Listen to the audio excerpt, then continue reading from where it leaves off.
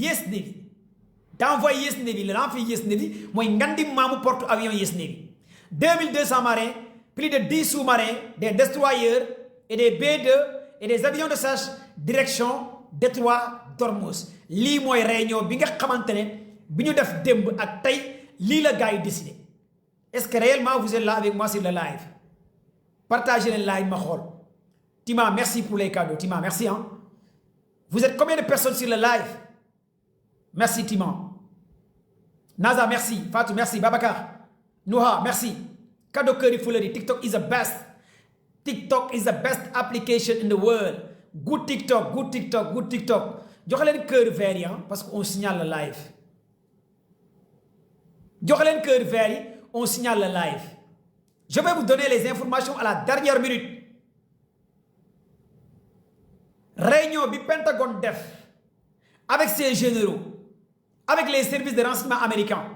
avec l'armée de l'air américain, avec la marine américaine, avec l'armée de terre américaine. Lan la américain yi décidé jamono ji may wax ak yéen rapport bi laa leen di liiral rapport bi ñu teg ci kaw loxo kii nga xamante ne mooy seen président bi ñi fa teewoon service yi fa nekkoon moom laa leen di liiral jàmm rek lan la américain yi décidé envers Iran.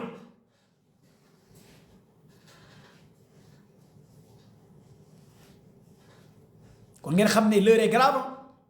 guerre bi xaajul bay waaj a jeex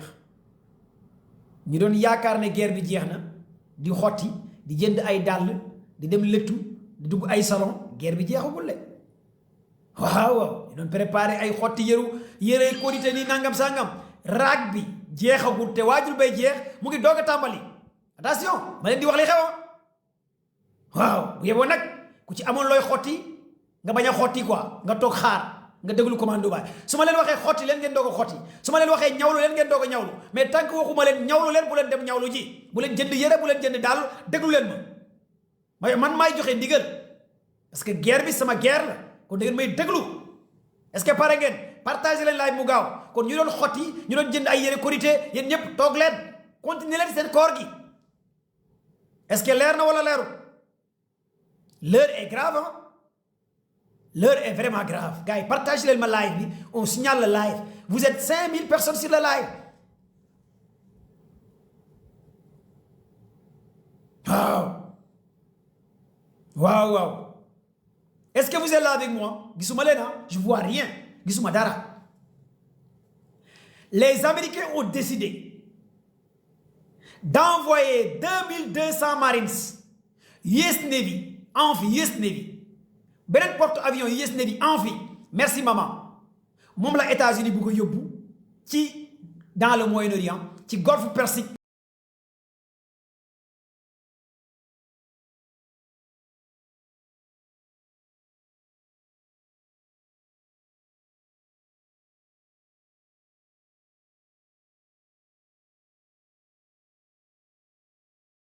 J'ai vraiment peur pour l'avenir de ce monde. Attends, ma liiral leen rapport bi les États-Unis ont décidé, les États-Unis ont ordonné le déploiement d'une unité expéditionnaire des marines et des commandos navals envers le Moyen-Orient. 2200 marines et des forces commandos, des forces spéciales qui ont été stationnés au Japon. Ñu ne leen kaay leen gars yi nekkoon Japon États-Unis nee nañ leen nañ dem directement replier fi nga xamante ne mooy dans le détroit d'Ormuz. 2200 marines te pare nañ pour dem détroit d'Ormuz. Pourquoi américains yi bëgg a def loolu ma expliquer leen fii. Le groupe naval comprend notamment le navire d'assaut amphi US Tripoli mooy groupe naval bi États-Unis déployé. Mais nag attention les gars, les Américains sont super puissants cette fois-ci. Cette fois-ci c'est l'armada. C'est l'armada des marines américains. L'heure est vraiment grave envers l'Iran. Ragal na carrément, cette fois-ci, ça va être très compliqué envers les Iraniens. Ma expliquer leen yan unité d'élite la États-Unis bëgg a yóbbu. Ngeen déglu ma wax leen. Est-ce que vous êtes là avec moi? Yan unité d'élite laa leen di expliquer pièce par pièce ngeen comprendre quels sont ces éléments, ban armada la lan la américains yi bëgg a envoyer à partir d'aujourd'hui fi nga xamante ne mooy détroit d'Ormuz bi nga xamante ne Iran moo ko bloqué. D'abord, le groupe naval comprend notamment le navire d'assaut amphi IS Tripoli benen ngandi mamu navire bu ñu woy IS Tripoli ci la bokku accompagné de bâtiments de soutien IS Santiago ak IS Orlan ñaari navire bu reuy benn bi ñu koy woy IS Santiago benn bi ñu koy IS New.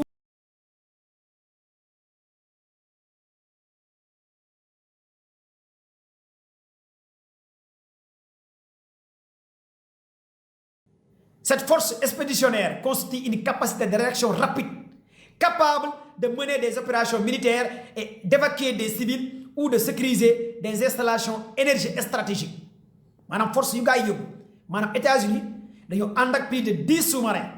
buñu feugé dañuy replier wu bu amé ay blessés ñu delluwaat li moy stratégie bu américain bëgg utiliser avec les sous-marins. Ñu continuer. Selon des responsables militaires américains,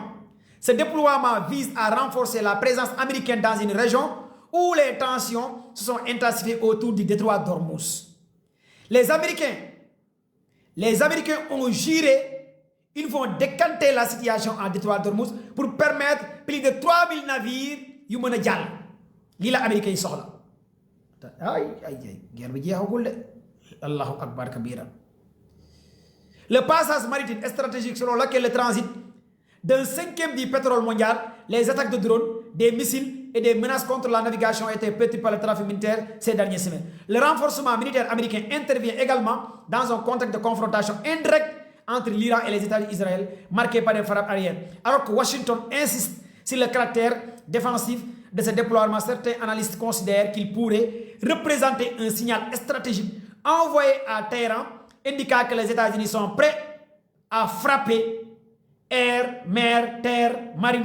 pour décapiter chirurgicalement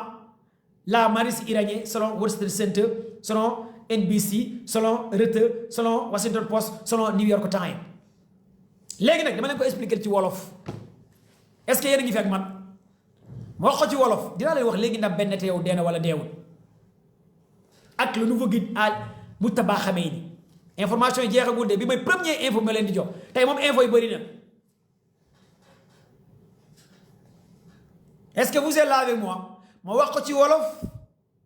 wala ma wax ko ci chinois wala ma wax ko ci bambara wala mi hala ne pulaar wala mi lay ne pulaar pulaar ci lo mi hala pulaar ma wax ko ci pulaar. Ban langue ngeen dégg rek ma wax ko ci langue bi ngeen soxla? Wolof wala bambara wala jola wala séeréer pël. D'abord lan ngeen wara comprendre ñetti amphi quand on parle de l'amphi ci walu militaire bu ñu ngeen déggé ñu wax leen États-Unis dañu wara déployer ñetti amphi de bâtiment lolu moy lan moy ay presque ay benen xaju porte avion xam nga porte avion amna mais bo déggé ñu wax la amphi mo États-Unis amphi moy un tiers porte avion lolu lay gaay di way amphi manam ngandi mamu bateau la mais de porte avion mais li muy amna plus de 500 personnes mën nañ ci nek lolu lañu way amphi. Légui amphi yoyu bu nekké ñetti amphi ça tourne autour de 2200 marines ñoy nekk ci amphi bi li la américain bu ko yob manam ñetti amphi ay navires de guerre militaire yo xamantene dañ leen di équiper ay GPS ay signal radar ay système de défense anti-aérienne ay destroyer ay F-35 américains ay FI-18 ñu armer leen avec des sous-marins loolu lañuy dippé amphi loolu lañuy woy amphi ngandi mamu bateau la comme par exemple nga né bateau lo Joola yeen yépp xamone ngeen bateau lo Joola ndeysaan ngandi mamu bateau yoyu di daw bo jëlé ñaari bateau yi daw digënté Ziguinchor ak Dakar nga bolé ñaari bateau yi loolu lañuy woy amphi de guerre nga bolé ñaari bateau yoyu nga bolé len vous comprenez légui ñaari bateau yoyu bo len bolé day am ay sous-marins yi nek ci côté bi am yenen destroyer yi ci nek am yenen ay avions yu ci nek am signal radar am GPS am lepp légui nak États-Unis dafa jël ñett yu nek ci Japon ñett yu nek ci Japon yoy la États-Unis jël yóbbu ko fi nga xamantene moy détroit d'Ormuz pour lan pour faire face avec marines Iran li la américain yi taxaw réunion bi nak wa Pentagone ñoko don def par l'assistance marines américain MI6 CIA Mossad MI6 tous ces renseignements américains téwon nañ ci réunion bi li la gaay décidé pour faire face avec l'Iran parce que buñ ko defut américain dañoo japp né Iran da leen a humilier gars yi partagé leen live bi waay on signale le live su ngeen partagé wu live bi live baa ngi waaj taxaw joxe leen cadeau yi kër yi fleur yi ma continuer wala li may wax comprendre leen li ma leen di expliquer parce que mën naa leen jox xibaar ba pare mais dama bëgg a expliquer pour ngeen comprendre terme yi xam nga quand on parle de bâtiment da ngeen di foog bâtiment que du bâtiment de bu ngeen déggee en matière de guerre on vous dit que États-Unis dañoo déployer ay bâtiment amphi de bâtiment nga defee ne bâtiment comme boo déggee amphi de bâtiment mooy gros navire de guerre langage militaire dafa am boo déggee ñu naan la yes navy amphi de bâtiment la ñuy yóbbu nga dégg ko ñu wax la ko amphi de bâtiment amphi comme son nom l'indique étudiants yi xam nañu luy amphi université boo demee ngan di maamu kii mooy pavillon bi ngay gis ñu naan fii mooy amphi A amphi B amphi boobu nag lépp say nekk ngan di maamu bateau bu de guerre la américain yi bu ko yóbbu fi nga xamante ne mooy ci Moyen-Orient loolu la ñuy woowee amphi de bâtiment vous comprenez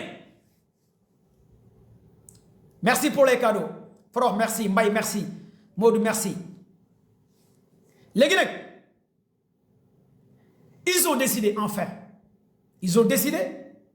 pour faire face avec Capricorne merci pour les cadeaux Forox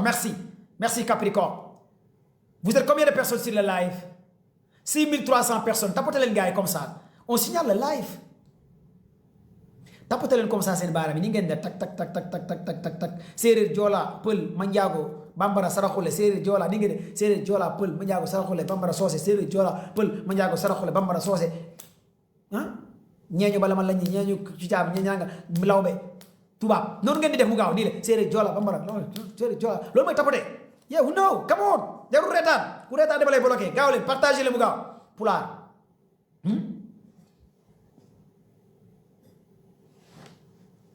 benn te yow ndax dee na wala deewul le nouveau guide Ayatollah Mujtaba Khamenei ndax dafa dee wala deewul guide bu bees bi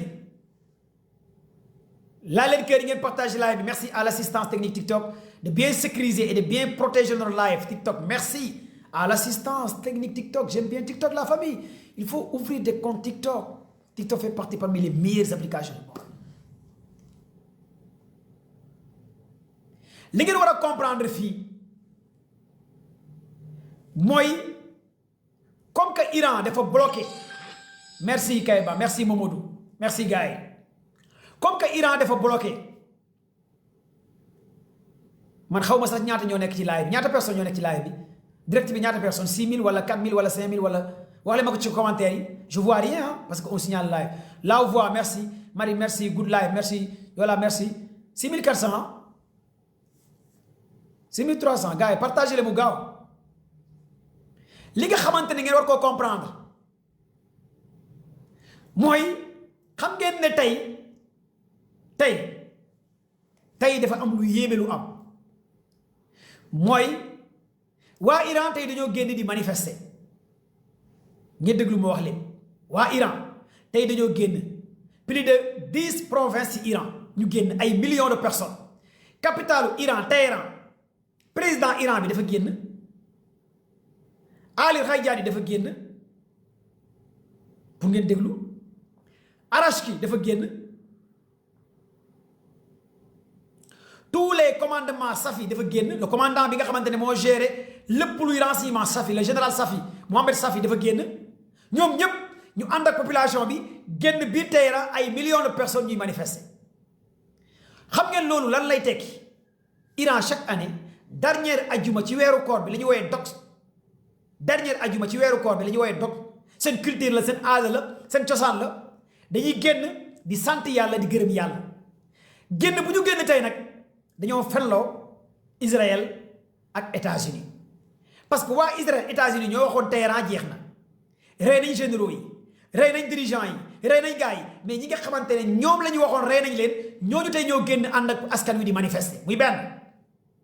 mooy Ali Khamenei mi géré conseil sécurité Iran Ali Khamenei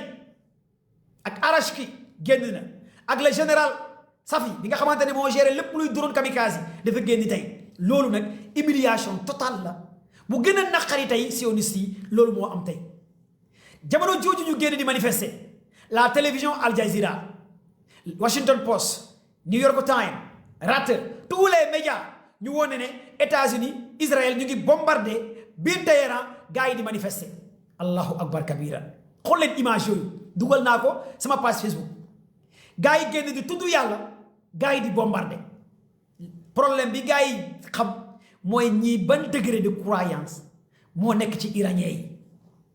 lii moo jaaxal gars yi d'abord beneen bi nga xamante ne moo gën a fës américains yi teg ko tey wax ko tey mooy dañoo teg plus de 10 millions de dollars américains ngeen déglu moo wax leen 10 millions de dollars américains 10 millions de dollars américains 10 millions de dollars américains la États-Unis teg ci table bi pour lan pour yéen pour kan moo leen di wax fan la Ayatollah Mujtaba Khamenei nekk fan la Arachki nekk fan la général Safi nekk fan la officier yi nekk pour ñu fay la xaalis kon ngeen xam ne que États-Unis jaaxle na États-Unis teg na plus de 10 millions de dollars pour kan moo leen di wax fan la Ayatollah Mujtaba Khamenei nekk kan moo leen di wax fan la Arachki nekk fan la Ali Khayjani nekk fan la général Safi nekk pour kan moo leen wax fu dirigeant yi nekk pour ñu fay la xaalis américains yi ñoo teg xaalis boobu 10 millions de dollars américains l'heure est grave la famille gars yi partagez leen ma live s'il vous plaît gars yi ñu ngi fi ci live bi di yàq est-ce que vous êtes là avec moi wala li may wax leeru commando bàyyi la de live daa direct leer na wala leeru ñaata personnes ñoo nekk ci live bi vous êtes combien de personnes gars yi tapote leen comme ça quoi live baa ngi gars yi ñu ngi salte live bi xam naa li may wax moo naqari gars yi xaalis bi ma tudd moom moo naqari gars yi quoi tapote nii comme ça tapote leen mu gaaw 10 millions de dollars xam ngeen bu ñuy def recherche dama leen di jox benn historique Baye Niass merci dama leen di jox benn historique bu ndaw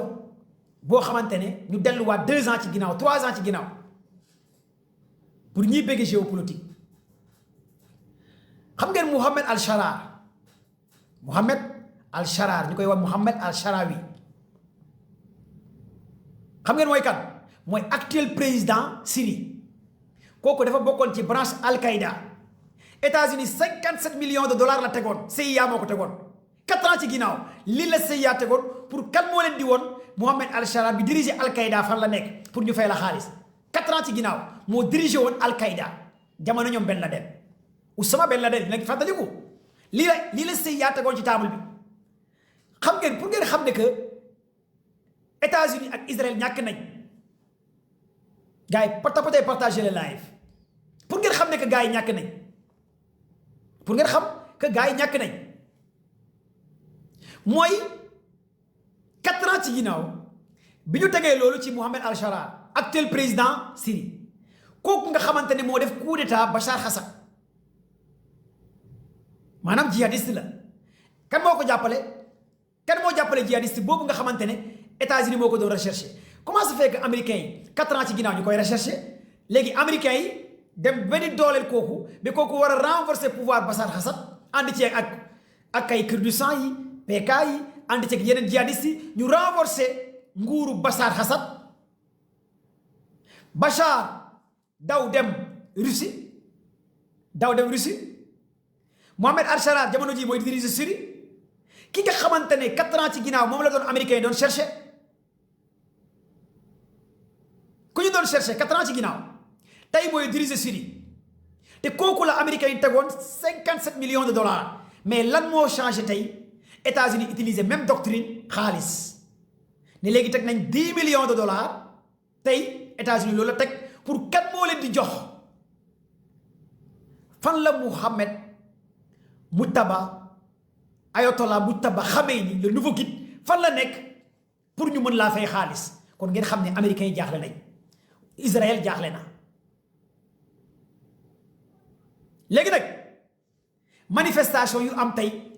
merci gars yi pour les cadeaux Bouba merci bindal leen cœur vert yi il faut faire des cœurs verts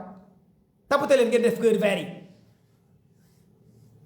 Eva merci make-up Zeyna merci Moustapha merci gars yi partagez le live yi ngeen tapote on signale le live Matabou Sonko merci I see you gis naa la Abdallah Laay Binta Ñaan merci Les amoureux de la géopolitique, vous êtes là avec moi? Où sont les étudiants? Où sont les élèves? Où sont les marabouts? Où sont les connaissances? Où sont les commerçants? Vous êtes où? Partagez le live. Où sont les talibés? Ana Baye Fally, ana Yaay Fally, ana ñi bëgg géopolitique, ana ngeen? Fan ngeen féetoo? Tapoté leen gars yi ma gis leen. Gisuma leen de. Gisuma kenn ci yéen. Partagez le live bi na jóg. Comme ça. Ñaata personnes ñoo nekk ci direct bi? Ñaata ngeen direct bi ñaata personnes ñoo ci nekk ci live bi? 7000K. Dañoo def restriction tant que joxewu leen ay cadeau restriction bi di jàll parce que dañoo def restriction live bi da ngeen di joxe cadeau kër pour restriction bi mu ne ñu ngi ci 7000K aca na gaaw dafa war a daw amul arrêt day daw.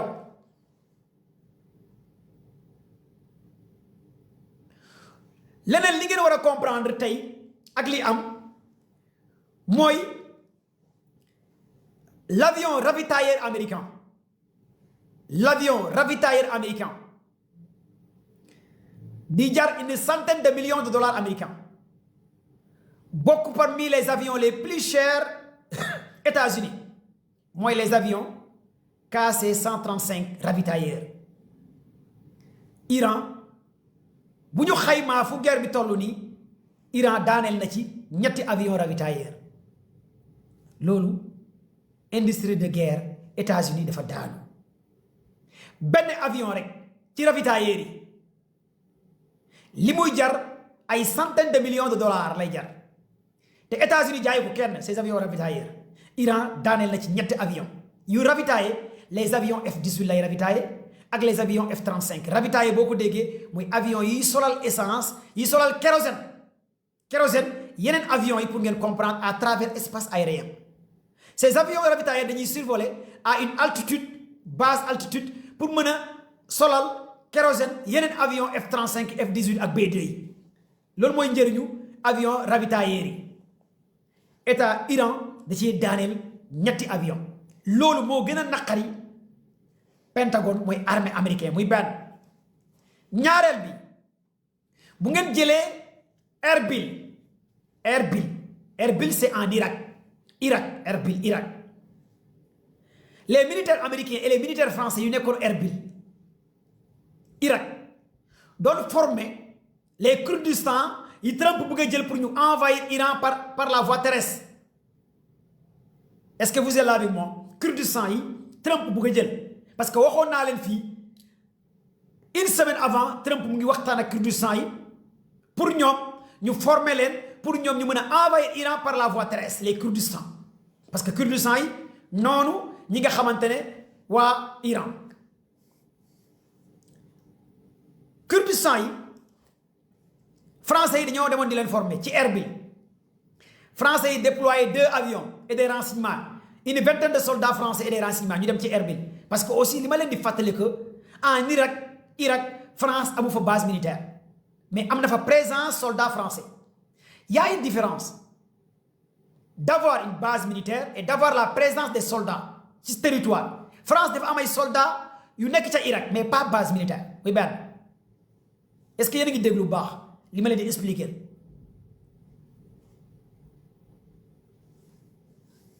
mu ngi baax wala baaxul? Base militaire France amu ko Irak daam ñaari quartier yu nekk Irak ñaari quartier yu nekk Irak mooy Bagdad ak Erbil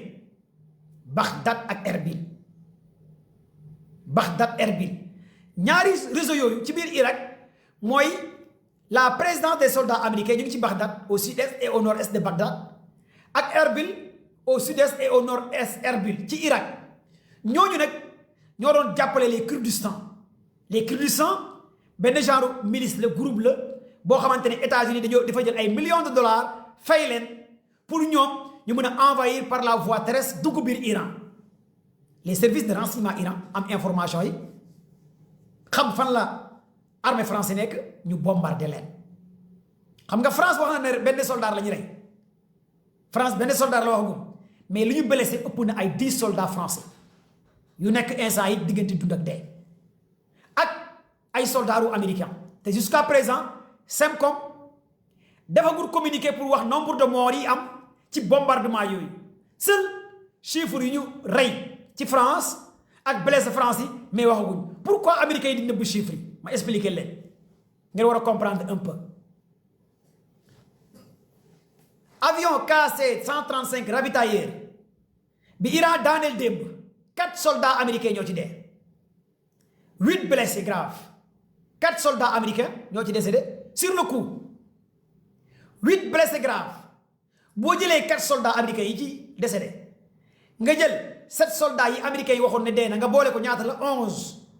ci lu ñu communiqué officiellement ñoom boo calculer nombre de morts yi États-Unis wax ne carrément d'accord nañ am nañ ko mais question bi ngeen war a poser mooy laaj leen Trump ñaata blessé la am laaj leen Trump 5e flotte bi nekk ca Bahreïn ñaata ñoo ci décédé communiqué wu laaj leen Trump pourquoi US Gerald Ford beneen porte avion bi ak US Navy daw ak Abraham Lincoln les gardiens de la révolution communiqué bu ñu génnee ñoom est-ce que vous êtes là avec moi dafa am restriction dafa am carrément restriction maanaam live bi mënta passé 7000 xaw ma lan moo tax TikTok def ko mënumaa passé 7000 personnes lu mu bëri ci 7000 laa yem xaw ma ndax man 7000 laa gis yéen xaw ma ndax lan ngeen gis mais instant yi dañuy wàccee live bi à chaque fois bu ñëwee ba 7000 cas day taxawaat wàccaat je sais pas yéen nag seen côté bu ñëwee ba 7000 même bu naree jàll day wàccaat dañu koy signaler quoi léegi nag yéenay joxe cadeau cœur yi fleurs yi pour permettre à assistance bi gën a jàllale affaire yi léegi fii nag li ngeen war a comprendre mooy ma expliquer leen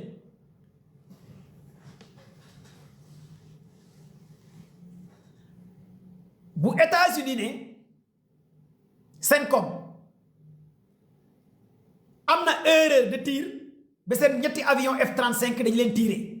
mais kañ la armée américaine dof ba ñuy tirer seen bopp si biir mooy fen yi commencé naa tàmbali le 4 mars le 5 mars le 6 mars États-Unis nee na daa am erreur de tir bu ñu tirer seen avion yi daanu ñoom ñoo ko def ñoo juum loolu mooy fen yi muy benn tiré wuñ ko ce sont les Iraniens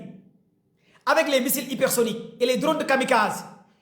ci lañu yàq les 3 avions F-35 la nuit du 5 6 7 mars muy benn ñaareel bi les avions ravitailleurs KC-135 américains puissants di jar une valeur plus de 100 millions de dollars américains ils ont perdu combien loolu moo leen naqari instant yi léegi nag comme que ndax la guide Ayatollah Mujtaba Khamenei démb dañ ko doon xaar ci télévision Iran pour mu wax Ben Netanyahu wax na ma expliquer leen fii nag ndax Ben Netanyahu dafa dee wala deewu ñu bëri ñu ngi koy laaj ndax Ben Netanyahu dafa dee wala deewul ndax Ben Netanyahu dafa dee wala deewul ndax le nouveau guide Mujtaba Ali Khamenei ndax dafa dee wala deewul dama bëgg ngeen déglu ma nag ngeen enregistré ngeen piqué ngeen téye parce que xam naa ne li ma leen di wax ça va vous intéresser gars yi partagez le live bi on signale le live parce que bëri na ay questions yu ci ñëw balaa may ñëw ci yeneen information yi est-ce que vous êtes là avec moi? Si vous êtes là avec moi, j'aimerais voir les cadeaux, les fleurs, les cœurs. Vous êtes 7000 personnes sur le live. Il est 0h35 minutes.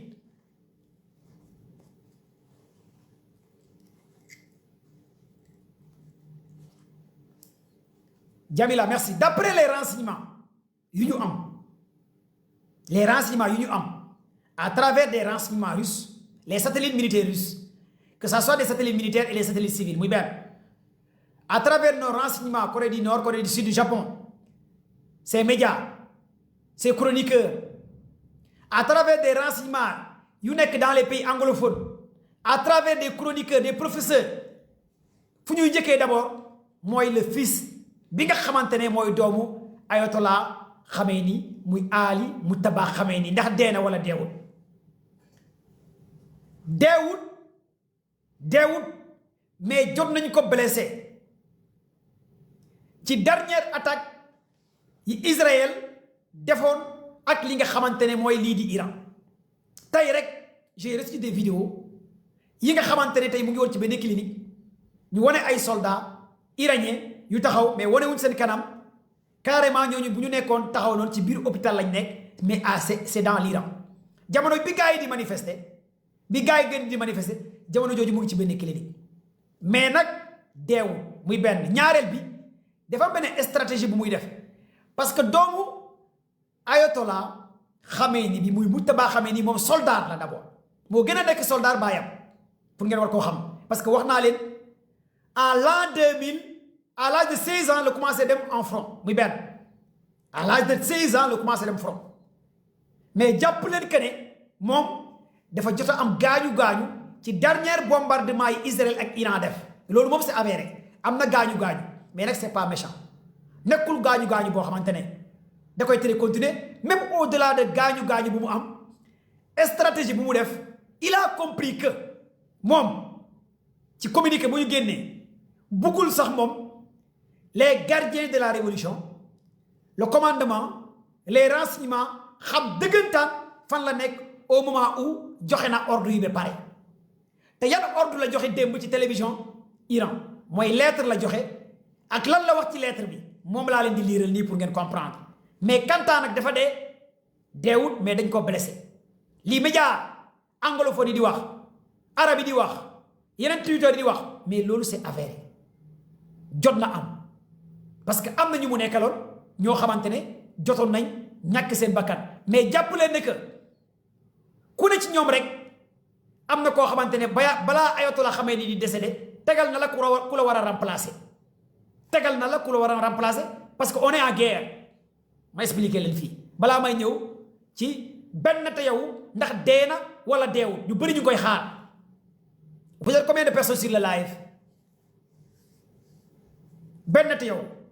maa ngi ñëw léegi ci benn te yow léegi nag fii en matière de soldats daa am lu ñuy wax stratégie de repli et de camoufler dans l'armée dañu lay jàngale soldats yi nekk ci laay bi xam nañu li may wax se camoufler c'est se soustraire des vies terrestres aériennes de l'ennemi tout en se confondant de la nature où sont les soldats vous êtes d'accord avec moi loolu lañ jàng dans l'armée se camoufler c'est se soustraire des vies terrestres aériennes de l'ennemi tout en se confondant de la nature lii la ñu jàng dans l'armée mooy camouflage soldats yi nekk ci laay bi xam nañ wala d'accord leen bu nekkee ok wax leen ma oui ana soldats yi bu nekkee soldats yaa ngi ci laay bi wax leen ma ci commentaire yi oui wala yes se camoufler wala ngeen bindal ma choc où sont les militaires ana militaires yi ana policiers yi gendarmerie ah affirmatif merci gars yi ne affirmatif se camoufler dans l'armée bu ñu nekkee armée loolu la ñuy jàngal se camoufler c'est se soustraire des vues terrestres aériennes de l'ennemi tout en se confondant de la nature maanaam loolu la lay tekki da ngay nëbbatu làqu militairement nga xaw a nga nëbbatu ñi lay gis bu ñu nekkee ci jaww ji wala ñi lay gis bu ñu nekkee ci suuf nga xaw a nuroog nature bi loolu attitude militaire la léegi nag fii li ngeen fi war a comprendre comme que le nouveau guide Mujtaba Khamenei dafa comprendre lan moo xew te am na ñoo xamante ni ci ñoom amu ci ñoom confiance muy benn ñaareel bi avant muy décédé moom moo géré wul lépp moo yoroon lenge yi moom la bàyyam joxoon lépp te xam na lan moo xew ci biir comprendre na à tout moment gars yi mën nañu ko jaay loolu moo tax mu def repli te repli c'est militaire repli c'est militaire des fois nga avancer ba ennemi taxaw sa kanam nga dóor après nga replier bu nekkee baaxul da ngay def replier da ngay dégg arme ñu ne replier gars yi dellu ci ginnaaw kon donc le fait que mu def loolu mu camoufler génnul à la média iranien il a bien fait le fait que ñu doon xaar discours bi gisuñ ko xam na li muy def le fait que mu yónnee message xam na lu muy def le fait que mu taxaw di laxatu di envoyer ay code xam na lu muy def parce que gis ngeen langage bi mu utiliser mooy fu mu ne dafa jaaxal américains yi ak waa Israël lan la Trump wax ak benn te yow Trump dafa ne Mujtaba Khamenei deewul waaye gaañ nañ la foo nekk wanal sa bopp ñu xam fan nga nekk kon donc Trump lan la ko soxla xam mi benn lan moo tax Trump teg plus de 10 millions de dollars américains 10 millions de dollars américains ku leen mën a jaay fan la Ali Rajdani nekk ñu fay la xaalis fan la Mujtaba Khamenei nekk ñu fay la xaalis fan la Arashki nekk ñu fay la xaalis kon pourquoi américains yi génnee xaalis teg ko ci table bi gars yi partagez leen live bi s'il vous plaît. Choc, merci. L'ancien n'est pas méchant, mais il est trop emmerdant. On est dans l'armée, on n'est pas dans l'armoire. Hein? On est dans l'armée, mais pas dans l'armoire. L'ancien n'est pas méchant, mais il est trop emmerdant. Mais parfois, ça vous emmerde. Je suis au garde-vous, hein, les soldats. Je suis au garde-vous. Hein, la 4-3, c'est la 4-3 qui dégage. 21e compagnie, les buveurs du sang. Commando Baye. 21e compagnie, les buveurs du sang. Je suis un buveur de sang, à la tête aux pieds. Gars yi xam nañ fu may waxee mais yéen civils yi mënu leen xam vous êtes des civils habillés mais termes yi may wax ah les Sierra Oscar Lima Delta Alpha xam nañ fi may waxee les Sierra Oscar Lima Delta Alpha yéen laay waxal je suis au garde-vous ñoom comprendre nañ waa Sierra Oscar Lima Delta Alpha je suis au garde-vous yéen laay waxal tous mes respects je vous aime je vous adore léegi fii nag li ngeen fi war a comprendre d'abord mooy stratégie de repli bi Moujtaba xam ne ni def moo tax benn te yow génn démb di def point de presse léegi fii nag dama leen di delloo su ngeen paree live bi ñetti information laa leen di jox ci benn te yow ngeen def recherche après ngeen ñëwaat suba ngeen wax ma. La guerre de 12 jours, en juin 2025, la guerre de 12 jours, en juin 2025, du 1er jusqu'à 12e jour, chaque 2 jours, ben tay day génn live en direct Israël di wax merci pour les cadeaux. Ci bunker en Israël, ci état-major bi en Israël, live en di wax. Sama gaay, su ngeen bëggee dégg-dégg. La nuit du 8 mars 9 mars la nuit du 8 mars 9 mars def naa fi vidéo ma wax leen ko bu ngeen di topp commando Baye primature bi nekk Tel Aviv 8 commandants yi nekkoon état-major benn te yow waa Iran dañ ko bombardé woon rey 8 commandants fu benn te yow nekkoon le premier ministre Israël journal Israël bi di Ers moo ko njëkk a bind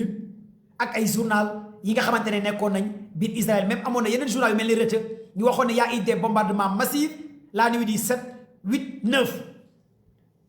jour boobu le ministre bi chargé information ak renseignement Israël ne bu kenn génnee xibaar biir Israël ci la ñuy tere média yi tere gars yi ne képp ku génnee information dañu lay tëj ci kaso amatul kenn ku am fit génne depuis le 8 le 9 le 10 le 11 le 12 4 jours voire 5 ci la benn te yow doo génnaat tey wax suñu renseignement ñun jox nañu benn te yow mu ngi Allemagne ñii nee nañ mu ngi Italie mais nekkul Israël l'avion benn te yow mu ngi génn Israël le 9 d'après Washington Post New York Times ci aéroport Don Guiron précise Don Guiron l'aéroport international Israël mu ngi tudd Don Guiron avion benn te yow le 9 mars la nuit du 9 la quitté l'aéroport Don Guiron bi nekk biir Israël lépp la ñuy topp du ñu bàyyi dara dama leen di jox détail par détail chiffre par chiffre ñu ngi bombardé siège bi mooy siège Mossad bi CIA MI6 bi nekk biir Israël renseignement bi entre le 7 le 8 le 9 la ko gars yi rasé waa Iran avion benn te yow quitté le 9 les services de renseignement anglais britannique Al Jazeera même les journalistes investigateurs yi ñu yàgg a topp ak chroniqueurs yi mel ne Scott Ratt mu ne Scott Ratt mu njëkk wax mu ne le silence de Ben Netanyahu ça m'intrigue un gars comme Ben Netanyahu il n'est pas habitué à se taire pendant ce moment il est où ku ko wax le commandant des renseignements américains Scott Ratt un ancien commandant des renseignements américains mu ne Ben Netanyahu habitué wul noppi ci jamono ji nga xamante ne Iran mu ngi massacré Moyen-Orient bi ak lépp pourquoi mu noppi ak fan la nekk ñu ñëwaat encore ba léegi pour ngeen comprendre waxuma leen ba léegi dee na wala deewul de dama leen di expliquer dama bëgg mu leer ñëwaguma ndax deena wala deewul ay fait laa leen di tegal ay fait après nag ku nekk ci conscience am mën na analyser ndax deena wala deewul ndax lan nag dinaa expliquer ay étapes ngir xam lan moo xew d'abord. Les services de renseignement britannique anglais arabe ñu ne daw na génn ma jël fi Balaké même Balaké ñëw na fi barki démb ne benn te yow mu ngi Allemagne Balaké te Balaké mu ngi États-Unis xam na ci lu bari xam naa mu ne benn te yow am na ci information mu ngi Allemagne ma ne ko ok am ku ne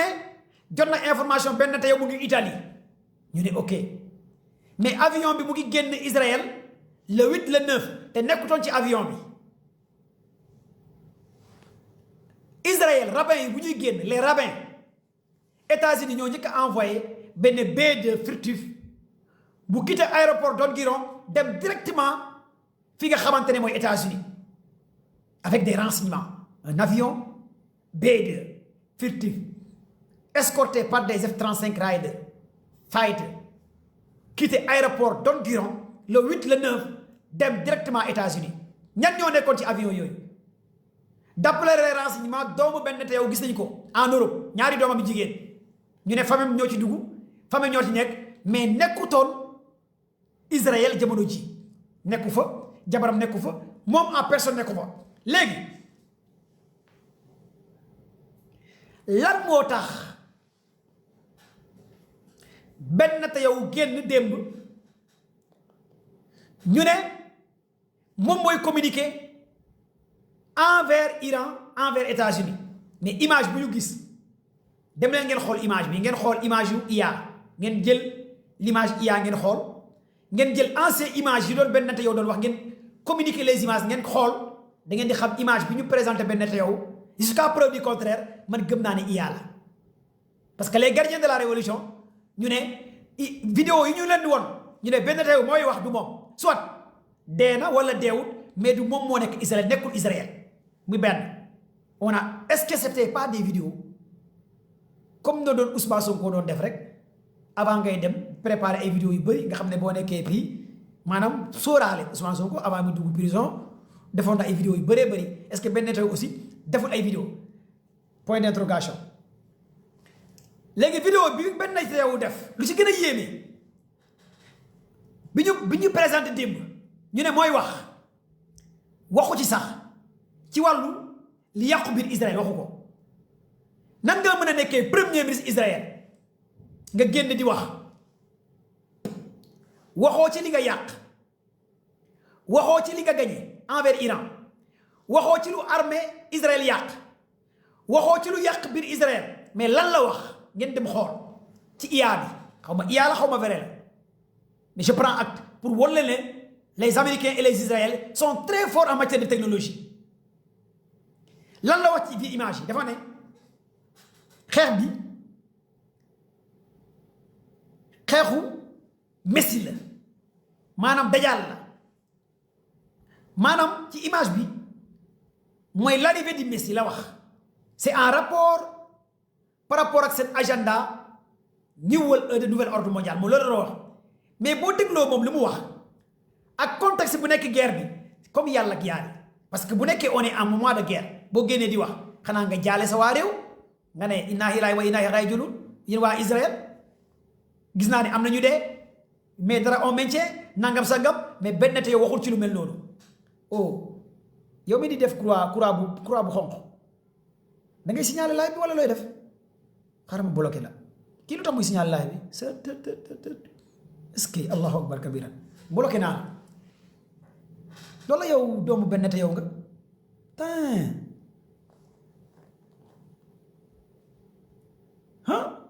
kon doomu benn te yow yaa ngi sama live lii de Sénégalais ñemewu koo def gars yi partagé leen live bi léegi fii nag li ngeen war a comprendre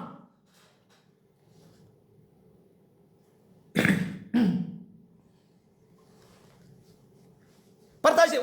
wala damaa nangu sa gel copain man damaa nangu sa gel man am naa jabar de sëñ bi man am naa jabar am naa soxna wallahi lazim et j'aime bien ma femme nangu ma sa gel de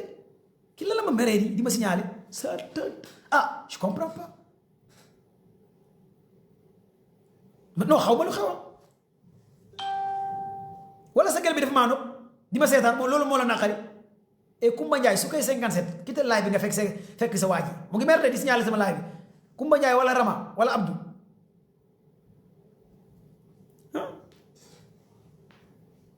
léegi fii nag li ngeen war a comprendre fii gars yi vous êtes 8000 personnes sur le live 8000 partagez leen ko mu gaaw balaa muy wàcc pour sécuriser live bi jox leen cadeau cœur yi fleurs yi may leen ma rek mënaguma jël kenn ci yéen dama leen di expliquer léegi image bu ñu wone Bennet yow mu ne Ayatollah Mujtaba Khamenei dañ ko blessé mu waxaat encore Ayatollah Mujtaba Khamenei presque dee na waa léegi dañ ko blessé presque dee na Trump génn ne le nouveau guide a été blessé presque moom tamit dee na waa léegi presque dee na ak dee na lan moo ko wutale nit ku dee day dee presque nit ku dee dafa am presque est-ce que dee war na am dee bu garaaw wala dee bu màgg wala dee demi dee la non la mort la est-ce que vous m'entendez li pour expliquer leen que ne ils ont été piégés eux par Mujtaba Khamenei moo leen piégé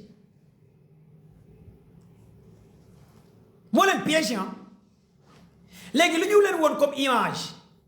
Bennet yow di wax démb man xool naa image bi plus de 10 fois xool naa plan image yëpp mais li ma gis image yi nekkul Israël conférence bu mu doon def démb ñu ne conférence la doon def nekkul Israël parce que Israël Bennet yow amu fa fenn fu mu fa mën a defee instant yi conférence mënut a nekk xam nga lu tax ma wax leen loolu mooy bu nekkee Israël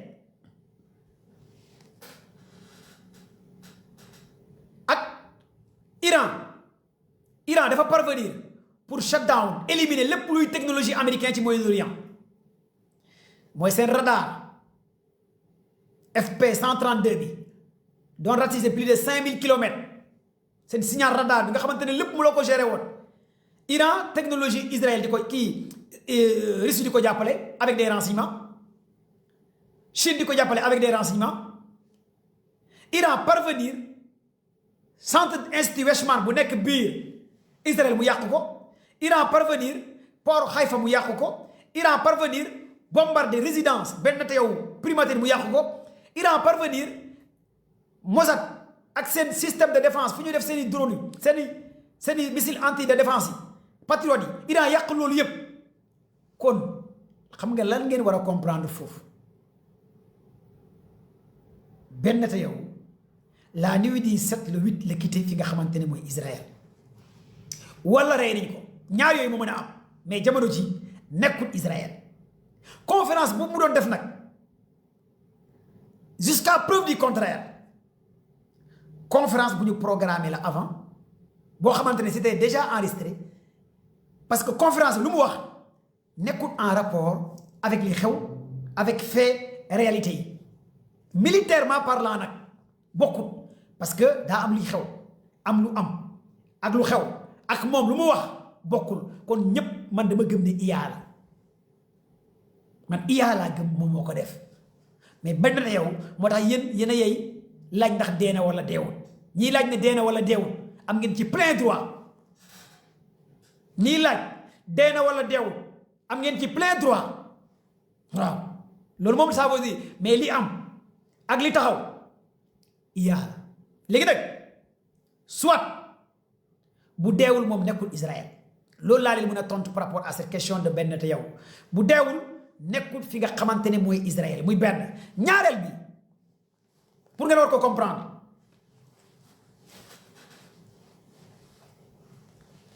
États-Unis nee na dina yónnee 2200 marins ñu dem ci détroit d'Ormuz le nouveau guide Mujtaba Khamenei ne détroit d'Ormuz bi da koo tëj y a des mines antinavires yi gars yi teg la Chine la Russie même Corée du Nord entre dans la danse pour jàppale Iran Corée du Nord on a reçu même des informations que ne les missiles balistiques Corée du Nord Iran mu ngi waxtaan ak ñoom pour jënd ko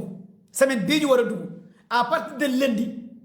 Kim Jong dina jaay waa Iran ay missiles balistiques à partir de lundi accord bi lundi bii lañ trouvé accord à partir de ce lundi les missiles balistiques Corée du Nord entrent en action muy benn ñaareel bi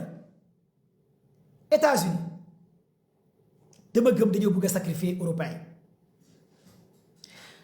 américains bu ñu ne dañuy envoyé ay marines ba pare di ut ndimbal américains dañuy dem détroit d'Ormuz de déedéet dañoo bëgg a saraxe réewu européens yi ànd ak ñoom ñu dem mais dem dugg parce que dem dee dugg dee États-Unis di ko def pour ngeen comprendre lan moo xew d'abord xam nga France États-Unis moo ko sacrifié amagum nañ benn moor ak ay blessé mais gisaguñ dara mais fii ak lundi da ngeen di ñëwaat fii ngeen compter France ay nombre de morts encore ci seen soldats yi jeexagul de parce que Trump nee na leen attaqué avancé ni xale yi da koy xale yi di waxee avancé France américains ñoo ko saraxe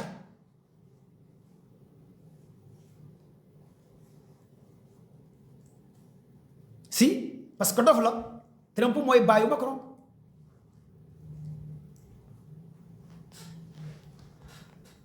lan moo jox Iran information que y a la présence des troupes françaises en Erbil ca Irak lan moo jox Iran ces informations sont les renseignements russes les renseignements chinois comme que yàq nañ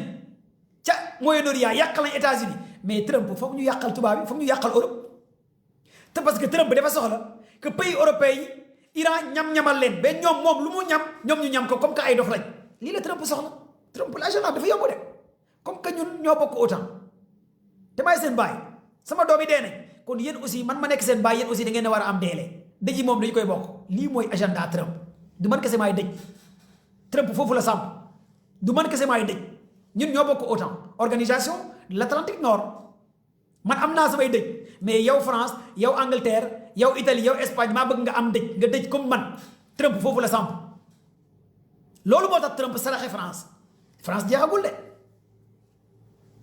pareegul de tey rek les services de renseignement américains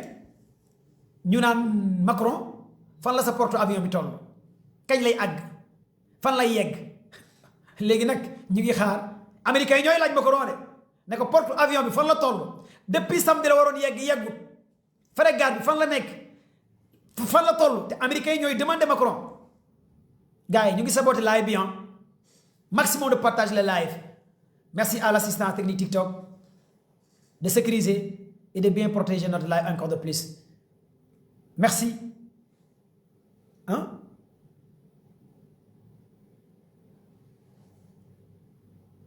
maximum de partage la famille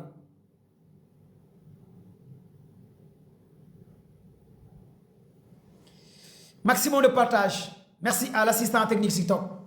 de bien sécuriser de bien protéger notre live su ngeen déggee ma wax lii rek jàppale nañu signaler live bi damay dóor nii quoi damay dóor bu ngeen déggee may làkk tubaab rek damay naxanteeg tubaab bi dañuy wàcc signaler live bi mooy wàcc mais parce que déggu leen français 7600 personnes kenn déggu ci yéen français li aussi dafa doy waar su nekkee man kese maa dégg tubaab su ma waxee loolu rek da ngeen di joxe ay cadeau ay cœur 7600 personnes man kese maa si dégg tubaab lii aussi mënut a nekk quoi waaye tamit affaire moom foog ngeen jàng tubaab merci à l'assistant technique TikTok mooy maa ngi remercier xam naa am na ñu naan commando ba yaa ñu yëpp maa ngi jéggalu nag mag ñi waxuma leen xale yi laay waxal mag ñi professeurs yi sëriñ si waxuma leen yéen sumay grand ngeen quoi ay ñoom docteur Ndiaye Guèye médecin yi suma grand yooyu médecin kii waxuma leen parce que yéen dëgg ma siiw yéen professeurs yéen wax booy laay wax booy patriote yi ak booy kulunaa yéen laay waxal booy patriote yi laay waxal dégguñ français ak booy kulunaa yéen ñaari booy ak booy nationaliste yi yéen laay waxal mais grand yi waxuma leen quoi booy laay wax booy waaw mbocco-rocco gi laay wax quoi léegi fii nag lu ngeen ci war a mën a comprendre mooy États-Unis dafa bëgg a saraxe li nga xamante ni mooy OTAN tey am na deuxième missile bi Iran bombardé le système de défense anti-aérienne OTAN bi nekk Turquie wàccee ko ngeen déglu moo wax leen lan moo xew les services de renseignement OTAN di wax ak Turquie pour Erdogan dugg ci guerre bi est-ce que xam ngeen Erdogan dafa jënd glace il a compris que guerre bi du guerre bu ci duggee Iran day pousse Kurdistan yi ñu ñëw massacrer te Kurdistan yaa ngi biir Turquie toog ak parti PKK bi nga xamante ni moo gën a sonal Erdogan et les Kurdistan yi nekk Irak et les Kurdistan yi nekk Iran. Erdogan xam na que ne en moins de 24 heures Iran mën na activer les Kurdistan ñu di renverser gouvernement bi parce que Iran avantage yu Iran mooy lan mooy waa Hezbollah mooy Houthi nekk ca Yémen mooy Jihad islamique mooy Ashrar yi mooy waa Hamas yi mooy kii li nga xamante ne mooy Ilbar yi mooy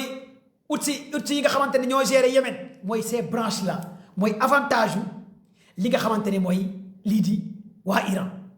loolu moo tax tey deuxième missile bi jaar biir Iran biir Turquie gars yi wàccee ko ñu ne Erdogan lan ngay xaar Iran mu ngi lay bombardé mais Erdogan lan la may patt bi mais dem nañ benn sax ñoom les renseignements français anglais américains ñu ne et la presse américaine lan la ñu wax ñu ne Erdogan c'est navire de guerre turc Iran mu ngi koy bàyyi muy jaar xam nga ñu ngi jaxase di boole allez regarder la presse anglaise la presse américaine ñu ne les navires de pétroliers turcs Iran bàyyi na leen ñu jàll ci détroit d'Ormuz les navires pétroliers russes ak Chine Iran bàyyi na leen ñu jàll léegi Iran kan la bàyyiwul anglais yi français yi américains yi espagnols yi italiens yi xonq nopp yi hello bonjour guten tag nangam ñooñu la Iran bloqué foofu lan nga fay jàng mooy ñoom ñu ngi bëgg a pousse Turquie dal ci kaw Iran mais amuñ loolu parce que bëgg nañ boole choc bi lii mooy États-Unis lii lañ soxla muy ñu boole Turquie ak Iran Turquie xeexaleen xeex bi ñu utiliser seen base militaire OTAN yi nekk biir Turquie di attaquer directement Iran te Iran dafa avertir Turquie ni bés bu avion yi décollé ci base OTAN bombardé Iran en moins de 24 heures ma rasé sa capitale bi. L'opposant le plus puissant en Turquie Erdogan da koo tëj ñu dellu un peu dans l'histoire politique Turquie Erdogan amul doole Turquie population bi ànd ñak moom en moins de 24 heures ñetti missile bu fa daanoo population bi dañuy génn daaneel ko te moom am na lu muy moytu l'opposant Erdogan le plus puissant mu ngi en prison est-ce que xam ngeen loolu opposant boobu comme Ousmane Sonko au Sénégal moo gën a am doole Erdogan est-ce que xam ngeen loolu est-ce que réellement xam ngeen loolu yéen ñi topp commando Baye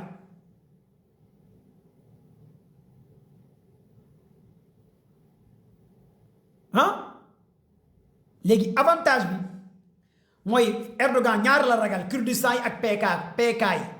ñaari loge yooyu la ragal moo tax mu ne patt pataral même tey bu Iran bombardé woon biir Turquie Erdogan patt lay maye parce que guerre enragé wu ko te américains yi dañ ko bëgg a dugal ci guerre bi mu bañ dëgg bal bi ñu quitté foofu ñëw Irak base États-Unis seen présence soldat yi Irak seen base bi mokk na Iran da ko wàccee présence français yi Iran wàccee na ko seen dépôt pétrole yi Iran wàccee na ko jamono ji coupure électricité plus de 4 millions voire irakien ñu ngi am problème wàllu électricité seen centrale électrique bi la Iran yàq biir Bagdad centrale électrique Irak bi la Iran yàq kon nan ngay xeex ak koo xamante ne moo lay tere am courant premier impact bi Iran tegal Irak loolu la yàq seen centrale électrique biir Bagdad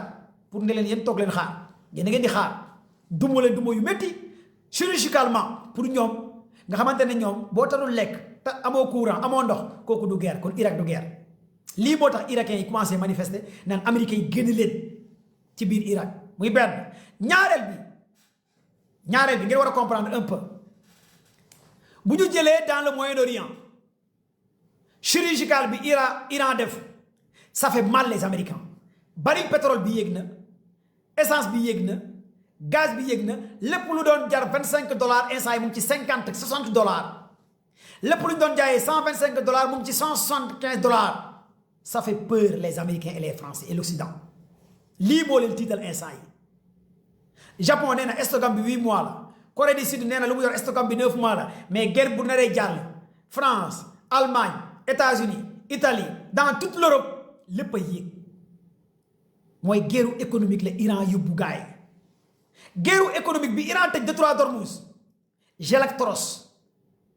am plus de 3 à 4 doctorats lan la Gelactros wax ak Mark Douglas lan la wax ci détroit d'Ormuz bi ñu ne non gars yi boo leen déglu da nga leen di fan booy déglu boroom xam-xam buy wax da nga leen di fan xam nga lan la gars yooyu wax ñoom Scott Ratter ñoom Gerald Trost ñu ne Iran détient l'arme nucléaire son détroit d'Ormuz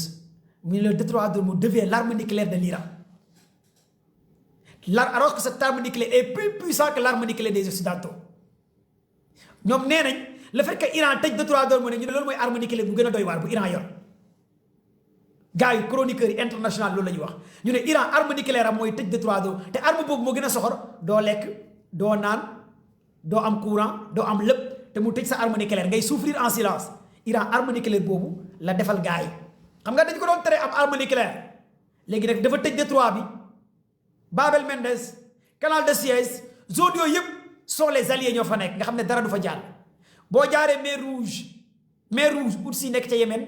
yàq la 3 pétroliers américains yàq nañ leen italien taal nañ leen États-Unis jum ci 4 5 6 yàq nañ leen lii mooy arme nucléaire bi Iran yor mooy détroit d'Ormuz bi ba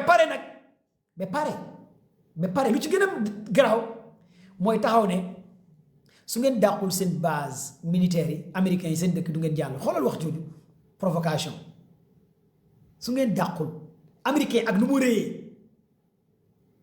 ba pare Iran ne képp ku jàll aussi da ngay jaay ci xaalisu Chine ngay jaay doo jaayati ci dollar américain ku d'accord jàll da ngay jaay ci xaalisu Chine mais pas xaalisu américain yi ngay jaay loolu lan lay tekki mooy États-Unis dinaa la ñaf-ñafal xoolal loolu rek ku d'accord jàll ba pare doo jaayati ci dollar jaay dollar pétrole jeex na ci xaalisu Chine ngay jaay ba pare Iran moo permettre États-Unis teggi sanction yu mu tegoon ci kaw Russie plus de 40 ans 20 ans 30 ans Poutine mu ngi galo yaabi est-ce que xam ngeen instant yi tey lan la waa Allemagne wax américains yi waa Allemagne nee nañ Trump d'accord ci sanction yi nga teggil la Russie léegi Russie mu la ñu teggi sanction yi léegi Poutine day jaayee nu mu ko neexee di zembere Poutine fu mu ne day zembere di jaay nu mu ko neexee pour Europe mën a dund même pays européens yi doon saaga Poutine tey Poutine moo leen di jaay pétrole gis ngeen les nerfs de la guerre de moo quand je vous dis les nerfs de la guerre parfois ça varie fii jàll nañ ci technologie quitté guerre satellitaire quitté guerre drone quitté guerre donnée léegi ñu ngi ci économie ñu ngi ci guerre économie moo tax quand on parle de la 3e guerre mondiale parfois gars yi naan ouais commando bay waxal jàmm on est dans la 3e guerre mondiale la 3e guerre mondiale d'abord mooy guerre économique bii tere la lekk tere la naan tere la am courant la 3e guerre mondiale mooy tere la dégg tere la communiquer tere la wax xam fi nga nekk noppi loola yàq sa lépp mooy guerre donnée la mettre la sous écoute ñu déglu la doo ñemee saxat boo waxee ñu rey la parce que dañoo àgg ci guerre drone guerre satellite guerre donnée guerre information foofu la adduna bi toll mais Sénégal ñu ngi ci guerre cas ak waxoo dëkk wala day fen wala yàq der Sénégal guerre boobu lañ toll ñoom ndeysaan yërëm naa suñu avenir ndaw wala jeunesse voilà les yi neexut a wax je suis sénégalais comme vous mais parfois damay tiit ci sama njaboot xam naa nu may tiitee sama njaboot noonu ngeen di tiitee seen njaboot ay magum jëmm ay muskalaaf ñooy toog di wax ay kaa di wax lu bon di yàqante di sos di fen di yàq ay góor matin midi soir sénégalais yi di bëgg di jubilé di leen abonné di leen partagé ay sénégalais ñoo leen di abonné di leen partagé ñu yàq ay doomu sénégalais di sos di fen di wax lu bon au lieu que ñu uuti xam-xam mais malheureusement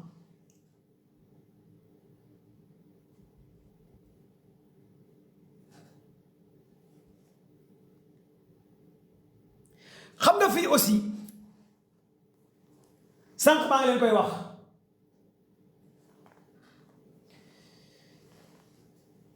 les milices pro-iraniennes nekk Iran ak Irak dañoo menacer la France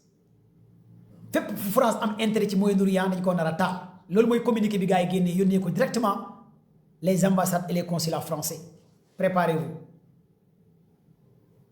France les milices pro-iraniens nekk Irak ñu yor ay branche comme Hezbollah communiqué bu ñu envoyé démb ba tey lépp luy intérêt France ci Irak ci Iran ci Moyen-Orient dañ koy taal fan yii di ñëw lii mooy information bi commencé daw les milices yi nga xamante ne pro-iranien nekk ca Irak nekk ca Iran nee nañ lépp lu France am ci moomeelam ci Moyen-Orient dañ koy yàq lépp lu France teg loxo dañ koy yàq parce que Macron moo dugal boppam ci guerre bi commando ba j'ai tapoté depuis deux waaw partagez les mu gaaw merci Bokar Fall Bokar merci pour les cœurs oh Bokar merci c'est gentil de votre part faites comme Bokar merci pour les cadeaux les fleurs les cœurs Bokar merci nit ku baax la ndeysaan Bokar Fall kan mooy joxe waat yeneen cadeau cœur comme Bokar pour laay bi gën a jóg gën a yëg non tey dinaa jël téléphone bi mais tey dinaa leen jël ci live direct bi mais dinaa wax aussi ci wàllu Ousmane Sonko bi moom laay tëjee ci sorti Ousmane Sonko bi dinaa ci wax live bi nii la ku dugg wax ci géopolitique wala ci biir Ousmane Sonko bi y a pas de souci ku mu neex ci yéen tey yéen la ak man yéenay def demande ma jël leen tey yéen ak man waaw sama invité yi dañuy xaar mais tey yéen la ak man ma may leen seen chance ngeen dugg ngeen wax li ngeen bëgg a wax téléphone bi naa ko tijji léegi nii ngeen woote plus 221 76 726 15 20 appel WhatsApp plus 221 ngeen di def ku dugg nag 30 secondes ngay wax 1 minute 30 secondes plus 221 76 726 15 20 appel WhatsApp léegi fii nag balaa may ñëw ci beneen information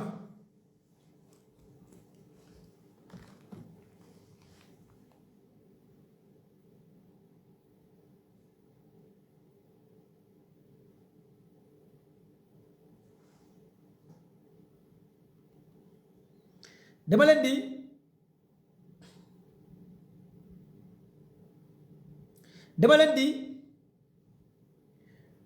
wax un peu ci sortie Ousmane Sonko bi ma doog a continuer ci information yi tey sortie bi parce que war naa ci wax te soxal na Sénégalais yi économie Sénégal industrie Sénégal la te aussi que ay doomu Sénégalais lañ mënuñ ci ñàkk a wax quoi.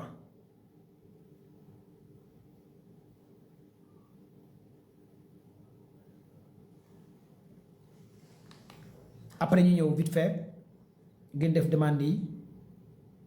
ku ci bëgg a wax aussi na ci dugg wax quoi fii nii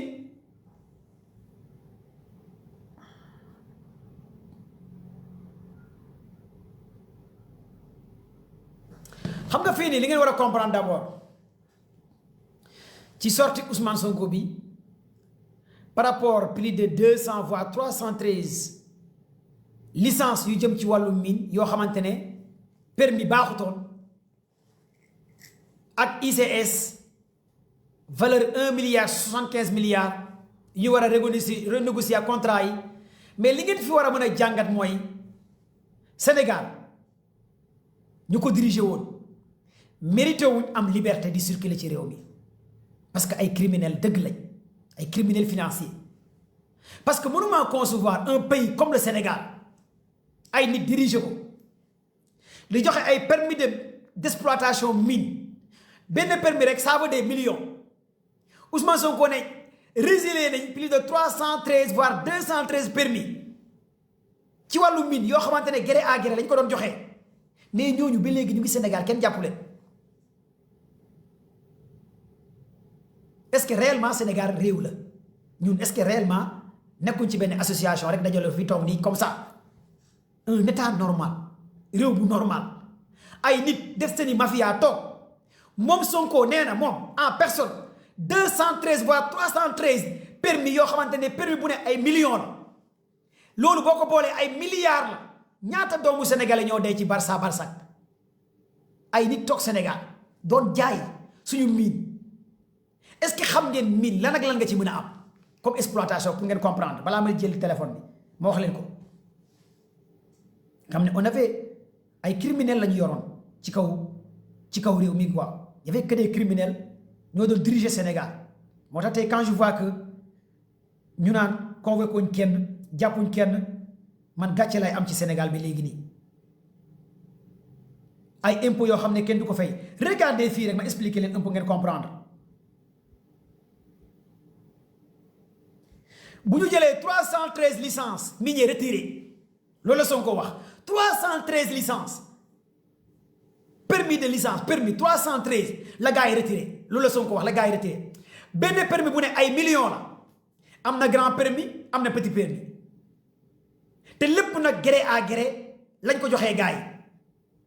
kon ñan est-ce que réellement ñi fi nekkoon ay hommes d'état lañ kon du ñu ay hommes d'état on avait que des bandits ay bandits yu toogoon di teg deal ci kaw askanu Sénégal jamono jooju xale yaa ngi dee ci Barça jamono jooju pénitencier yaa ngi am jafe-jafe ñu fay leen jamono jooju hôpitaux yi ñu ngi am problème coton jamono jooju médecin yaa ngi grève enseignant yaa ngi grève ay lobby de personnes toog yor Sénégal di joxe ay permis d'exploitation or ay permis d'exploitation pétrole ay permis d'exploitation mine ak gaz nekk ay milliards Sénégalais yaa ngi jamono jooju ñu ngi réclamer seen 400 000 ba léegi gisuñu ko ngeen ne ñii ay nit ñu baax lañ ba léegi man mënuma concevoir justice Sénégal président Bassirou Diomaye Diakhar Faye lan lay xaar ci ñii man je n'arrive même pas à comprendre man dafa mel ni du Diomaye bii laa doon gis muy campagne man des fois quand je vois président Diomaye dama naan est-ce que moom la dafa mel ni est-ce que weccuñ ñu jox ñu beneen Diomaye est-ce que weccuñ ko quoi changé wuñ ko quoi en fait attends man je comprends pas mes frères et sœurs ça me fait mal hein 313 permis gars yi déglu leen ma wax leen 313 permis la gars yi retiré permis bu ne valeur bi nga koy amee rek ëpp na 10 millions am na permis yoo xamante ne 100 millions 500 millions am na sax 1 milliard 313 yu baaxut mais yu baax yi léegi calculer yu baax yi ñaata la ci gars yi teg te ñu ne la wàllu mine lii nga ci mën a am mine à travers mine mën nga am fer à travers mine mën nga am cuir à travers mine mën nga defar ay pont ay voiture ay train ay rail mine exploitation mine à travers mine mën nga ci am aluminium avion canette fenêtre ustensile cuivre câble électrique moteur appareil électronique loolu yépp ci mine lañ koy amee kon ñun suñu am suñu koom-koom fan la nekk ci Sénégal ñu ne Sénégal bokk na ci réewu Afrique bu ëpp ci mine te lii ma leen di limal mine moo koy joxe nga am ci fer nga am ci aluminium nga créé ci ay avion ustensile de cuisine cuivre câble électrique moteur appareil électronique lii nga ciy am ci wàllu lépp lu jëm ci côté métaux appareil métaux pour l'industrie mine bu ñu jëlee ci wàllu technologie à travers mine kese wàllu technologie mën nga ci am or argent circuit électronique bijoux lithium cobalt batterie téléphone à travers technologie mine boo ko exploité lii ngay am wax naa leen métaux yi mine di am de te Sénégal moo ëpp mine kon Sénégal ñun ñëpp ay milliardaires la ñu waroon doon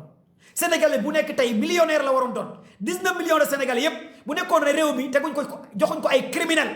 ay sàcckat kon yéen ñëpp jamono ji ay millionnaire ngeen waroon doon comme waa Dubaï comme waa Qatar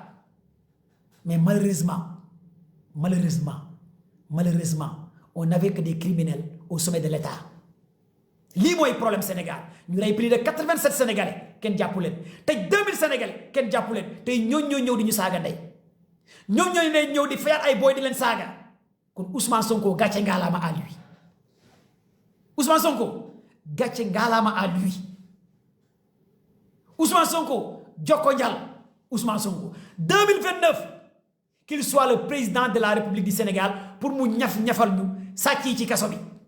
qu'il soit le président de la République du Sénégal pour mu ñafal ñu voleurs yi détourneurs yi en prison lii kese moo war a nekk seen agenda loolu mooy dëgg parce que ñun suñu xool day jeex quoi en fait quand j'ai écouté démb Ousmane Sonko man j'avais des larmes aux yeux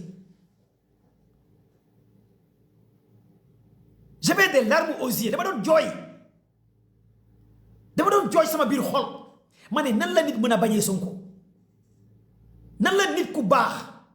ku yàlla gërëm nga war a mën a xool Sonko nga bañ ko kooku lan moo nekk ci xolam man su ma gisee nit ku bañ Sonko j'ai envie ma xotti xol bi ma xool ban saaru xol la am ndax xol bi dafa ñuul wala dafa weex wala dafa feebar jaayu wala di quand je vois une personne qui désespère j'ai envie ma dugal ko bloc comme man ci santé laay liggéey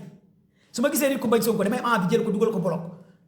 ko bloc solu bloc ba pare xotti xol bi génnee xol bi xool ban si xeetu xol la am parce que mënu ma comprendre que ku mel ni Sonko lan la ko nit mën a bañee mu jaay diin bëgg Sénégal doon patriote nekk nit yi dëgg yow nga toog nga ne Sonko da lay déranger parce que sàcc nga wala da ngaa bëgg a sàcc wala bëgg nga réew mi il faut arrêter quand même temps yi dama leen xiif de temps yi dama leen xiif xam nga temps yi ay sukkay 35 laa taal ay sukkay 35 ay nogoy 45 nangam fàttewuma leen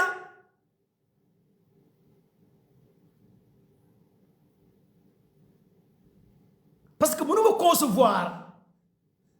Ousmane Sonko toog ne 313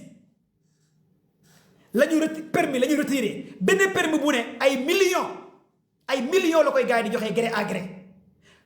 jël leen 313 ngeen multiplier ko 50 millions ñaata la ci xaalis bu nekkee permis bi dañ ko jaay exemple rek 50 millions permis yu ndaw yi yee 100 millions lay jar yii 75 millions yii 1 milliard 2 milliards mais jël leen permis d'exploitation mine kese waxuma phosphate prenez 313 licences yu retiré ngeen multiplier ko 50 millions ñaata la ci xaalis jox leen ma chiffre yi wax leen ma chiffre yi 313 multiplié par 50 millions ñaata la ci xaalis tey ñaata sénégalais ci banlieue ñoo xam ne bu ñu añee du ñu reer bu ñu reeree du ñu nekk ci commune ci village ci département yi ay boy di agressé jamono jooju ay quelques ministres quelques DG quelques lobby ñoo nekkoon ci palais diggante ñoom ak Macky Sall ak ay tubaab yi ñu ngi dóor Sénégal quelques lobby yu nekkoon Macky Sall ak Macky Sall Macky nekk chef de gang ci kaw gars yi di ko jottali Macky di dóor ak gaayam yi bu ñu paree fay ay nervi teg seen i pick-up nervi yi wàcc di rey askanu Sénégal loolu moo fi amoon 2021 bu ñu dugg prison ak 2022 23 jël ay pick-up yu weex duy ci ay nervi journée 10 000 25 000 lañ doon fay seen nervi yi ñoo ko waxal seen bopp tey ñooñu tey ñooy taxaw di ñu créer ñun di ñu saaga ndey ñun président Diomaye toog di leen seetaan président Diomaye toog di leen seetaan wala sax di leen dooleel ñoom waa système bi président Bassirou Diomaye Diakhar Faye nga xam ne ñun ñoo ko fal ci njëkk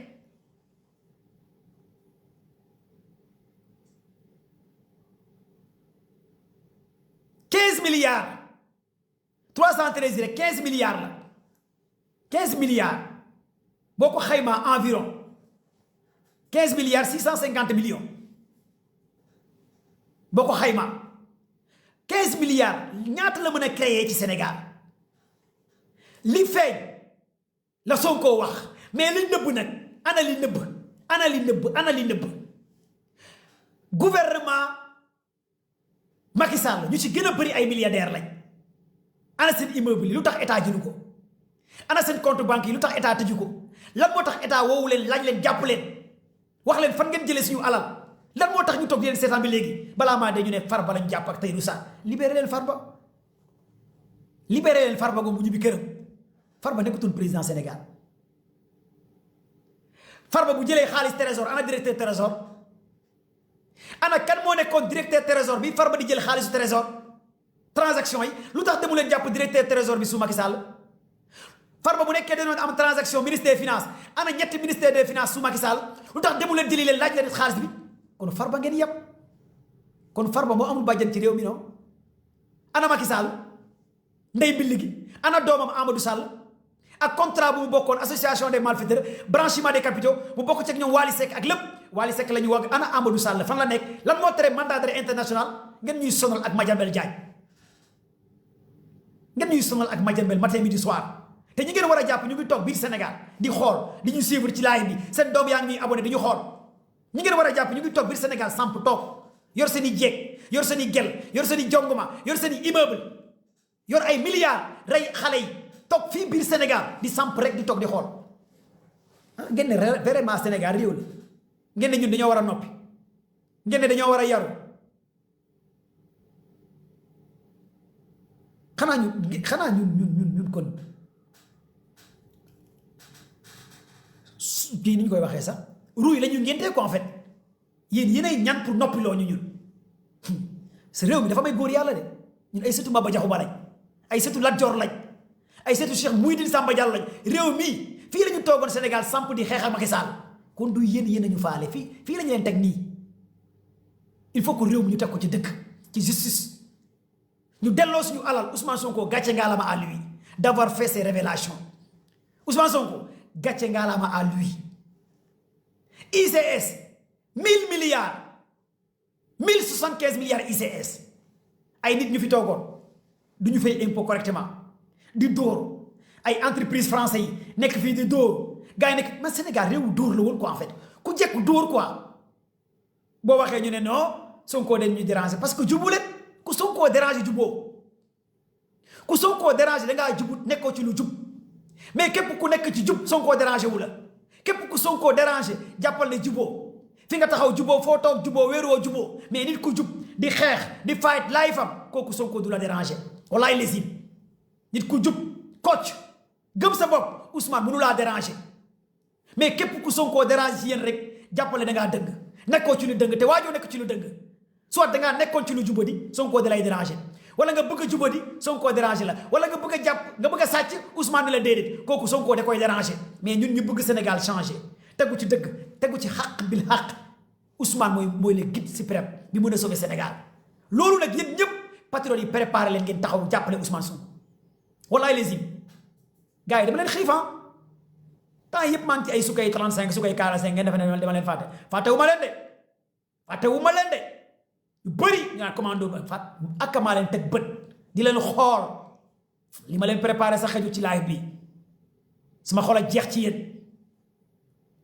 da ngay am envie sax quitter Sénégal changer nationalité Sénégal li ngay dégg chaque jour ci réew mi tu as envie quitter Sénégal quand je vois ay liveurs yi nekk Europe di daggal ay saaga di saaga mais da ngay comprendre li tax ñuy saaga en fait sans blague quand je vois des liveurs sénégalais ay patriotes nekk Europe di daggal ay saaga di saaga da ngay comprendre lu tax booy di saaga lu tax booy mer Alassane libéré leen ko mu ñibbi këram Alassane bu Sonko libéré leen Alassane bu Sonko mu ñibbi këram xale boobu dafa feebar bu ngeen ko yërëmul ngeen faj ko ngeen libéré ko mu ñibbi këram Alassane Sonko heure bi waroon naa fekk ngeen yóbbu ko hôpital faj ko l'hôpital psychiatrie bi ngeen yóbbu Azura foofu ngeen waroon yóbbu Alassane bu Sonko fu ngeen yóbbu Azura Fall foofu ngeen waroon yóbbu Alassane bu Sonko faj ko parce que yéen a tax mu feebar yéen a tax muy saaga yéen a tax mu wéradi yéen a ko traumatisé kon Alassane bu Sonko mérité wul prison loolu mooy dëgg yéen a ko traumatisé booy bi Alassane bu Sonko lan la nit tëj ci moom lan lay nit di xool ci Alassane bi di ko tëj nit koo xamante ne mentalement nekkul physiquement nekkul psychologiquement nekkul kooku boo ko yërëmul interné woo ko fajoo ko mais loo ko yóbbee ay prison di ko tëj di yàq bi yëpp koo xamante ne il a tout fait pour le projet booy bi boo ko xoolee nga xam ne kii nekkul quoi en fait libéré leen booy bi mu ñibbi këram li tax mu mer bay wax loolu moo tax ñeneen ak ñeneen mer kon nag donc jàppale leen ko ngeen faj ko moo gën ngeen koy dugal kaso jàppale leen ko ngeen faj Alassane bu Sonko moo gën ngeen koy dugal kaso fi ngeen yóbbu Azura Fall di ko faj yóbbu leen fa Alassane ngeen faj ko fu ngeen yóbbu Azura Fall di ko faj yóbbu leen fa Alassane mu faj ko ngeen libéré booy yi ñu ñibbi seen kër ngeen faj booy yi feebar booy yi am problème psychologique ñi ngeen traumatisé ñi ngeen rey ngeen def justice foofu lañ leen di xaar mais xaaruñ leen fii parce que dañoo jaayante ngir yéen xeex ngir yéen joxe sa énergie ngir yéen je me rappelle bu ñu may fekk réanimation di ma manote man commando Baye su ngeen gisee ni may waxee sax ngeen xam ne que mooy loolu man nguuru Macky Sall mënuma ko digérer wallaay lesi ku ànd ak Macky Sall sax mënuma laa digérer waxuma laa Macky Sall biir réanimation la ma fekk ak tëni manote ma génnee ma moo tax mu daw génnee ñëw moo tax Sénégal xam na lu tax mu daw parce que xam na lu ko patriote yi téel xam na li mu def Sénégal balaa maa dee mu ne day nekk Nations Unies kan mooy jox sanguinaire Nations Unies reykatu nit Nations Unies kan nga rey plus de 87 Sénégalais tëj 2000 Sénégalais ñu lay jox Nations Unies pour quelle base nga daw génne si njaboot lan moo tax mu génne daw de Maroc waroon ngaa toog samp boo deful dara kay toogal samp boo defutoon dara da nga waroon toog Sénégal samp ñun ay góor yàlla lañ dañuy toog samp Sénégal fii la ñu toogoon di xeex ak yow Sénégal dugaat prison ba nga daw génn bàyyi ñu fi te fii la ñu toogaat samp di défendre Sonko lu mu leen jaral nañu ko Ousmane Sonko rek ba 2029 lu mu leen jaral nañu ko Sonko rek ba 2029 amul leneen tàmbali ci Ousmane yem ci moom sama gaay li ma leen di wax leen kese la waajal leen seen carte électeur yi dem leen inscrire ngeen bindu ci préparer leen leader bi kenn la mooy Ousmane Sonko mu sell mi point waajal leen seen carte électeur yi dem leen ngeen bindu ci liste yi samp rek tàmbali ci Ousmane yem ci moom point lii laa leen di jox comme message waajal leen seen bopp dem jëli seen carte électeur yi bindu leen ci liste yi live leen di wax ci projet bi Ousmane Sonko tey lu mu wax leen ci loolu bu leen kenn dugal ci ay am njaay jox jóg bu leen kenn manipuler samp rek bindu ji leen sensibiliser leen wax leen réalisation bi Sonko di def man Commando Baye nekk candidat maire Kaolack en 2027 nekk président mouvement fédérateur des patriotes du Sénégal et de la diaspora ñun tàmbale nañ bu yàgg di sensibiliser pour jàppale Seydina Ousmane Sonko mu sell mi leen li agenda bi lañ nekk bu leen kenn woo ci ay débat de bassesse ay débat de guignol ay débat de binta mécanicien bu leen fa kenn woo amuñ xam-xam amuñ xalaat bu leen kenn woo ay débat de bassesse ay débat volé ay débat binta mécanicien ay débat bassesse ay débat kuluna fexe leen nekk niveau bu kawe di wax ci réalisation Sonko yi di wax ci projet Sonko yi di lire ci Ousmane Sonko